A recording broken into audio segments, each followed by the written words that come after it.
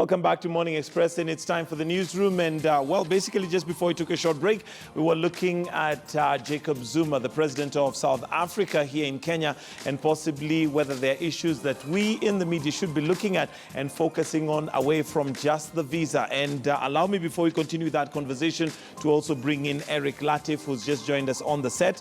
Eric, I'll come to you on your comments regarding Jacob Zuma's visit, but let me hear, Ohito, you wanted to comment on something just before we took the break. I was going to say that South Africa is an industrial nation. What lessons can Kenya learn as we try to put up industries to create jobs for our youth? Two, a successful tourism destination. What can we learn from them, given that our tourism is in tatters? We're trying to resuscitate it after the debilitating effects of terror. And they have a very successful agricultural and mining industries as well. What are the lessons? We have a mining industry. What can we learn from the South African experiences? And if you look at the infrastructure in South Africa, the roads are marvelous, well-maintained, super highways, These are some of the lessons we should be looking to, learning from South Africa. And I think until the media pegs down these issues, it will almost be impossible for even our audiences to understand what importance there is. Yeah. If you mention South Africa, in the mind of the average Kenyan, they only know of Nelson Mandela, who is long dead now. So how can we move the story forward and borrow some of the best lessons? They have the top 5, I think, African universities are in South Africa. What happened to our education system? These are the begging questions. Why do Kenyans still fly their sick family members to South Africa? Even your ex-presidents. All right, I want us to move on to something else. So maybe just to close on that, Mike, just Susan. on that, I think we need also to note the differences between these two countries. Kenya has got a vibrant labor force. South Africa have got very strong infrastructure and strong institutions. So they will always feel threatened, of course. And that's why we always hear of xenophobic attacks and all those. Because they fear Kenyans are going to take over their jobs and all that. But again, take professional jobs. But again, Not it's always good also to note that Kenya and South Africa have had historical beefs, starting from the apartheid era, where South Africans strongly feel that Kenyans were never there at the time of need. And if you see how they regard Tanzania, and even Uganda compared to Kenya, is totally different. Kenya was cooperating with the apartheid regime. With apartheid. But what I wanted to say, there's a lot we can learn from them. For instance, on their expansion of roads in 2010, in the run-up to 2010 World Cup, when I interacted with some of them, they say, you know where they borrowed money, which were used to expand the roads, from the equivalent of our NSSF there. Where does our money go? Why do you have to borrow money from the European Union, World Bank, when you have a lot of money in the NSSF? So they have a vibrant private sector. They have a vibrant financial support. So those are some of the lessons that we can also borrow from them. Okay, so there's a lot to learn, and allow us to now to move on to something else because of time. And I would now like to move on to another, shall I call it a saga that's brewing. And this is what the former Prime Minister has called the Tunnel of Death. And this is to do with a water tunnel that basically he says is being done secretly. But let's start off with some of the comments that have been made so far. We have Governor Wairia, who has basically come out to say that the former Prime Minister is not being honest with Kenyans. Let's start from there, then I'll come to the panel on your comments. This project will lead to severe loss of water on the Tana River, which will lead to drying up of both ground and underground rivers and streams in Garissa, Ukambani, and Tana River Delta. The effects will be so severe that the larger Murang'a, Garissa, and Ukambani and Tana River Delta region will be desert within 5 years of this project being implemented. As a county government, he said that we were not involved. I don't know whether he said that because he's part and parcel of the county government, or whether he said that because he's part and parcel of the assembly, or whether he said that because he's a member of Murang'a County community. I really would want Raila Odinga to tell us he was speaking on whose behalf when he said we were not involved. And when he said there are issues from the government of Murang'a and from the residents of Murang'a, I don't know whether he's one of the residents of Murang'a County. What I would want to say is that the issues which he raised, as far as we are concerned, they are simply political. What is his solution? Because he doesn't want to see the Jubilee government tapping water from the Aberdare. Does he want the Jubilee government tap water from Lake Victoria? Well, a war of words right there, and it's turning political. Let me start with you, Eric Latif. Who's fooling who? The media. Fooled who? Everybody else. Look, this story, before Raila Odinga spoke the day before yesterday, was it out there? No, it wasn't. Last year, when Kembe Gitura and the Speaker of the County Assembly were raising the issue was reported as, Nairobi is going to divert water from Murang'a and bring it to Nairobi. And the people of Murang'a are complaining that, Nairobians are going to drink their water and we're not going to have enough water in Murang'a. But has anyone explained what this project is all about? Have you explained what a northern, what's it called? Northern collection tunnel. Water tunnel. What is a collection tunnel? And what's the principle of a collection tunnel? Has it been done elsewhere? How does it exactly work? So that now you say, this is how it should work, and this is what's being implemented, and these are the discrepancies. Because I think the issue of collecting water and taking it to an urban area is not new. The way we already have water in Nairobi, Nairobi does not have its own source of water. The water from Nairobi comes from Dakaine, Sasumu, and the other dams, which is collecting water from the Aberdares and highlands and brings the water to Nairobi. So how is the water actually now in the collection tunnel? How is it coming to Nairobi? I think that's the issue. But what has happened now, because especially Raila Odinga has spoken about it, now it becomes a Raila Odinga issue. So the Jubilee government will attack it from the point of Raila is saying, Raila is making noise. Look at what Governor Wairia is saying. Who is he talking on behalf of? And that's what we are reporting. So the whole issue is now Wairia hits back at Raila. So we're kind of getting lost on what the issue is. Patrick? I totally agree with what Eric has said. The fact is, yesterday I was watching on KTN, and your big question was whether, because Raila is involved now, the whole thing is going to be political, and whether people are going to lose sight of the issues. But I think the question should be whether the media is going to lose sight of the issues, and I think it has. One of the reports I read was that somebody had written that this bringing 140 million liters of water is going to solve Nairobi's water problem, which actually won't. We lose 50% of our water in our pipes. 50% of what's already being supplied leaks out. So now, is the solution to that to supply more water? Or to fix the pipes? Precisely. And nobody discusses this. Everybody's now talking about this big tunnel and stuff and about the politics of it. But what problem is it solving?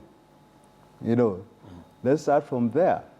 Then some of the statements that are being made need to be queried. Raila Odinga says there will be deserts in 5 years. Well, what's his source? Where is he getting this from? Where's that information from? When Waria starts saying on whose behalf is he speaking, we fund county governments.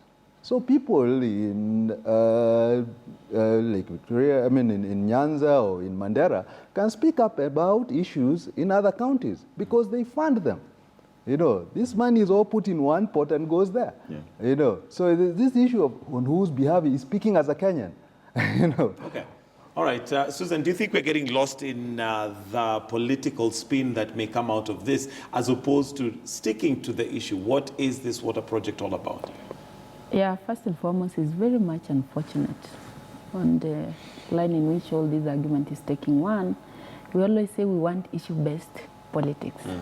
And when politicians try to change and focus on issues, it becomes an issue. Because for somebody to ask, and even for a media house, even to feature somebody who is raising questions that are even unconstitutional, because any Kenyan has a right to query anything happening in any part of this country. So it's become so sad. And you know, next time you are going again to air a response to that. And although this as is, the media, really, for us, we just, at that point, no, we what we are reported. saying, you No, are not reporting- really. Should they? Michael. No, The media is not just let me a finish my megaphone. issue. Media is not run by robots. The media is run by responsible citizens. And you know which kind of sentiments are likely to spark a fire. Because can you imagine the kind of response that is going to be given to Mangiria? Because the issue here was the questions which are being raised. Did your county government commission a committee to look into this? Did they Was come there up with the public report? participation? Was there a report to the effect that this project was needed to be redesigned? I mean, those becomes the issue. And the response is what you air out. But another thing is that, to me, I look at it also a bit positively, because if Raila was raising this issue, because you already know the voting patterns, someone will say he's looking for votes anyway. But we know the voting patterns. We're likely to say the region now, which he's now carrying the burden to try and raise this issue, I mean, is not among his strongholds. And I thought this one was good to bring us together, the president and probably all other stakeholders, to look at it. Anything to do with climate change, anything to do with the environment. You can't just be certain, yes, I'm the one who launched this project after 5 years. Things change. And we can still go back. We can never get tired to go back and carry out the feasibility studies, environmental assessment, social impact assessment, just to see what has changed. And it's unfortunate that it's being politicized. Okay. Crispus. Well, I think it is very unfortunate that we tend to politicize any noble issue or noble cause. We politicize education matters. We politicize health matters. Who is we? We politicize everything and is this anything we? under the sun. Yeah, we who is Kenyans, we? and even the leadership. It is very unfortunate seeing the ping-pong game that is now going on between Jubilee and CORD, specifically Raila Odinga. The truth of the matter is, as it has been said, the former Prime Minister was actually the one who launched that project. There was an environmental assessment report that was done by NEMA. Where is the What report? exactly does it say? The media ought to fish it out and tell us exactly what it said. This is a matter that went through the courts. It was given an okay by the Murang'a County government. As far as we are concerned, I think looking at the issues that have been raised, I think it speaks to that. The truth of the matter is KTN did a lot of justice to that story.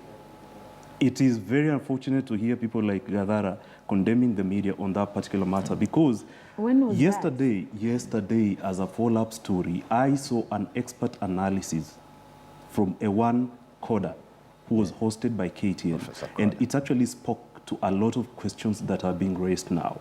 The truth of the matter is Nairobians need solutions to their water problems. You think this It will is solve very our water unfortunate. problems? No, it will. Forget about what you said about don't taps gloss running over dry. We are not wastage. glossing over important issues. It will fix we are our saying pipes. things as they are.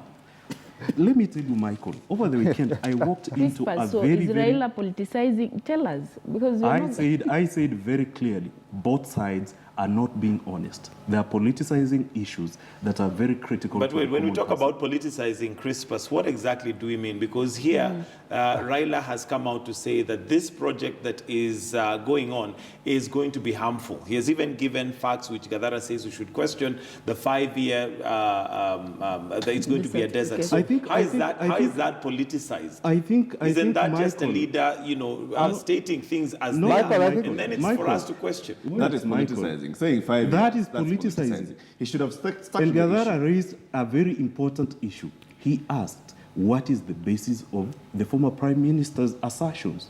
But Have you And queried that's- that? isn't Because that when where- you say that- isn't No, that where we come in Michael, and may I question? explain Michael. what I think politicizing here for me means? I think the problem becomes when this is then portrayed as a Jubilee versus CORD issue. Thank you. So that what we are really concerned is not whether these people are speaking to the facts of the case, to the facts of the issue, whether they are actually, whether what's being proposed is an actual solution to a particular problem. What we are really concerned about is whether this gains votes for Raila, or whether this harms his political prospects, about the fight, the political fight between Accord and Jubilee. That's what dominates. And that's the unfortunate thing, and that is a creation and is enabled by the press. It's true. By the media. Okay. And until we get away from simply regurgitating what Raila said or regurgitating what Waria said, and to actually interrogating go into it. the facts, The Michael, by talking to Nema. Okay. Facts of the matter are, one, Raila as a politician is looking into an election, is looking into politics. He will take something and he will amplify it to gain political mileage. Not necessarily votes from Murang'a, but political mileage, right? Second fact of the matter is Raila is actually raising an issue. And he cannot just be talking about something, without, there's an existing project, number one. There's a project that has a few concerns, number two. But the role of the media is to move away from that thing of he said, she said, Raila hits back, Wairia says, the county government now comes up and, that's not the point. The point is collector tunnel. What is a collector tunnel? What's the genesis of this project? Where are we heading? What does it actually do? Is it collecting water from the source? The standard story says it collects water from the source from 3 rivers, tapping water up the source for really. Is that exactly what it is? Is it an overflow collector? Or is it tapping actual water from... Defining what exactly it is. Let me hear from Mohito. You've been very quiet on this one. Yes, because I gave Eric my chance because he came a little late. But facts and challenges that we have in the media today. The editor is caught in between, should I do an exclusive environmental story that analyzes what the issues are? And when I have that headline, who will buy my product? 2, if I weave in Raila words here and Wairia thief, Duales of this world, and Eugene Wamalwa, will I sell my product? That is the dilemma that is facing the editor today. So in all this, we are lost in the noise of the politicians, which hardly have facts and grounded on real issues. And instead, we are looking at up sounds that really do not add value, even to our audiences. What are public interest issues in this case? Even the Murang'a that is saying they're okay with it, only 33% of the residents have water. Those are the issues we should be dealing with. And if I read that document from the county assembly, they're saying we need to up the coverage of water. In any case, every Kenyan has a right of access to water. Those are the issues we should be addressing. But when we prime the stories through the lenses of politicians, we get lost, and the public interest issues are... Yeah, we just deal with the problems, and this has been the trend with our press. It deals with the problems of politicians, not the problems of Kenyans. When he speaks, when Yankem claims that it is Kenyans politicizing this, that is a lie. It's not true. It is just a few politicians enabled by a press that will not question, will not interrogate, and that is the problem we have. And until we as a media sit down and say, actually, we cannot just be a sounding board. We cannot just be a megaphone for politicians. We have to question. We've got to interrogate and be a space where all these statements can actually be interrogated, can actually be taken apart, and the essence of them, the truth that the country needs to know is actually told, not just what the politicians, the politicians want to have. There was something in journalism called reliable source or authoritative source. Such kind of a story where somebody is arguing with facts.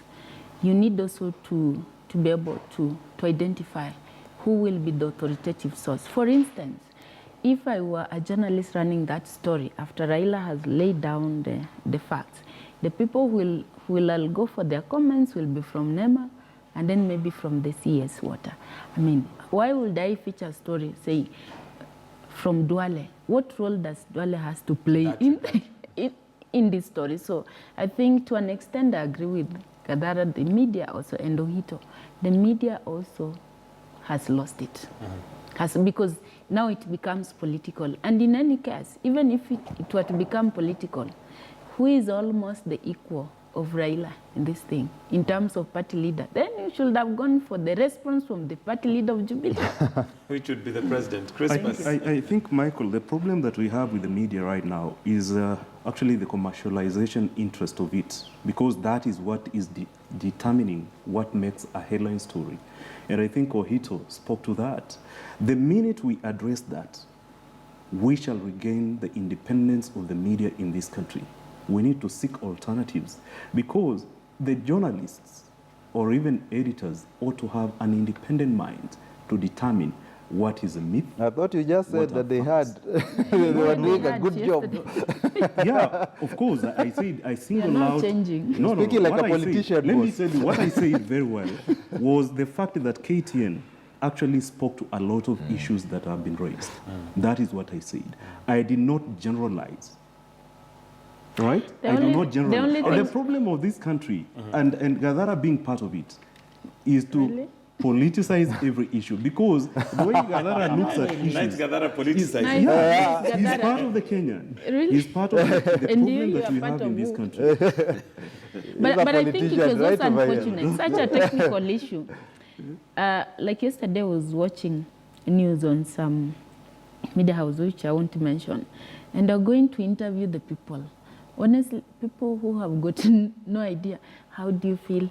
Oh, see your project and relate to, these are technical issues. Honestly, it is important to bring in. Yes, I know, but that's not. I know, of course. But then when it comes to technical issues, let's try to handle them that Maybe way. we go to the people once they understand what exactly People, and is then the from issue. there you Here's understand the it. thing, Michael. From the very beginning, why are we learning about this Northern Collector tunnel now? Yes. Media's been quiet. Why? Never saw it as a Right? news story. It's such a big issue. Well, Raila is right in saying, I mean, the Jubilee government would gloat about every small project that they are working on, and they've never talked about this one. But that's a point. But then, it's actually a big project that's going on. There were committees, there were, all these things that are happening in the county assembly. The Senate Speaker has been, the Senator from Murang'a has been raising the issue. It has been discussed in cabinet. There has been some murmur in Murang'a County itself about this water issue. But when we are covering that whole story, we're always saying, the people of Murang'a are saying that, we do not have water. Why is our water going to Nairobi? Explain those two issues. One, the fact that there is some water is being taken to Nairobi does not necessarily mean that therefore, nothing should happen because you're not 100% covered. We have to understand. By the way, you don't have to have 100% coverage of water in Murang'a before.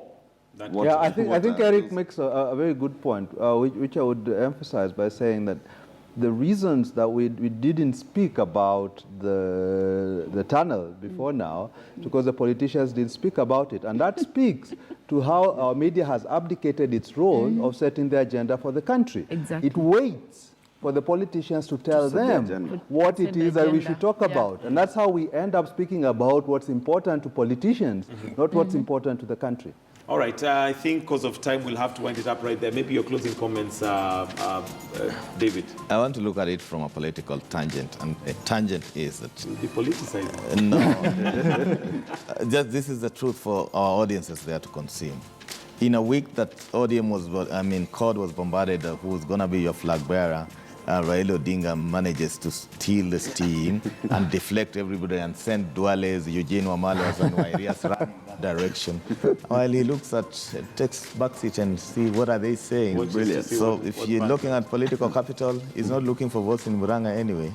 But he's delivered a point, given them an agenda, and the whole Jubilee is running helter-skelter, searching for answers. Ladies and gentlemen, we'll have to wind up right there because of time. Thank you very much for being part of the newsroom this morning. Because of time, we'll have to call it a day right about there in regards to the newsroom. But for those